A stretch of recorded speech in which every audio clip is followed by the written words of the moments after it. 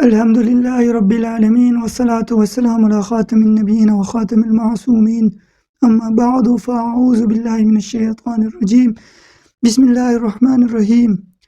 محترم سامعین کرام، اس ویڈیو میں ہم سورہ بقرہ آیت نمبر 4 اور 5 کا ترجمہ اور تفسیر صراط الجنان سے بیان کریں گے۔ بسم اللہ الرحمن الرحیم۔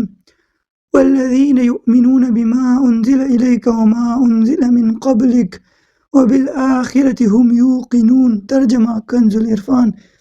اور وہ ایمان لاتے ہیں اس پر جو تمہاری طرف نازل کیا اور جو تم سے پہلے نازل کیا گیا، اور وہ آخرت پر یقین رکھتے ہیں۔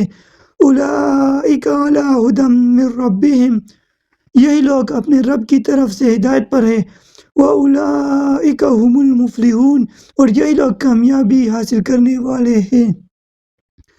والذین یؤمنون بما انزل الیک، اور وہ ایمان لاتے اس پر جو تمہاری طرف نازل کیا ہے۔ اس آیت میں اہل کتاب کے وہ مومنین مراد ہے جو اپنی کتاب پر اور تمام پچھلی آسمانی کتابوں پر اور انبیاء کرام علیہ السلام پر نازل ہونے والی وحیوں پر ایمان لائے اور قرآن پاک پر بھی ایمان لائے۔ اس آیت میں ما انزل الیک سے تمام قرآن پاک اور پوری شریعت مراد ہے۔ تفسیر جمل اور تفسیر مدارک میں موجود ہے۔ اللہ تعالیٰ کی کتابوں وغیرہ پر ایمان لانے کا شرعی حکم۔ یاد رکھیے کہ جس طرح قرآن پاک پر ایمان لانا ہر مکلف پر فرض ہے، اسی طرح پہلی کتاب پر ایمان لانا بھی ضروری ہے جو گزشتہ انبیاء کرام علیہ السلام پر نازل ہوئی۔ البتہ ان کے جو احکام ہماری شریعت میں منسوخ ہو گئے ہیں ان پر عمل درست نہیں، مگر پھر بھی ایمان ضروری ہے۔ مثلا پچھلی کئی شریعتوں میں بیت المقدس قبلہ تھا، لہٰذا اس پر ایمان لانا تو ہمارے لیے ضروری ہے، مگر عمل یعنی نماز میں بیت المقدس کی طرف منہ کرنا جائز نہیں، یہ حکم منسوخ ہو چکا ہے۔ نیز یہ بھی یاد رکھیے کہ قرآن کریم سے پہلے جو کچھ اللہ تعالیٰ نے اپنے حبیب صلی اللہ علیہ وسلم پر نازل فرمایا، ان سب پر اجمالاً ایمان لانا فرض عین ہے۔ یعنی یہ اعتقاد رکھا جائے گا کہ اللہ تعالیٰ نے گزشتہ انبیاء کرام علیہ السلام پر کتابیں نازل فرمائی اور ان میں جو کچھ بیان فرمائے سب حق ہے۔ قرآن مجید پر یوں ایمان رکھنا فرض ہے کہ ہمارے پاس موجود ہے، اس کا ایک ایک لفظ اللہ تعالیٰ کی طرف سے اور برحق ہے، بقیہ تفصیلاً جاننا فرض کفایہ ہے، لہٰذا عوام پر اس کی تفصیلات کا علم حاصل کرنا فرض نہیں، جبکہ علماء موجود ہو جنہوں نے یہ علم حاصل کر لیا ہو۔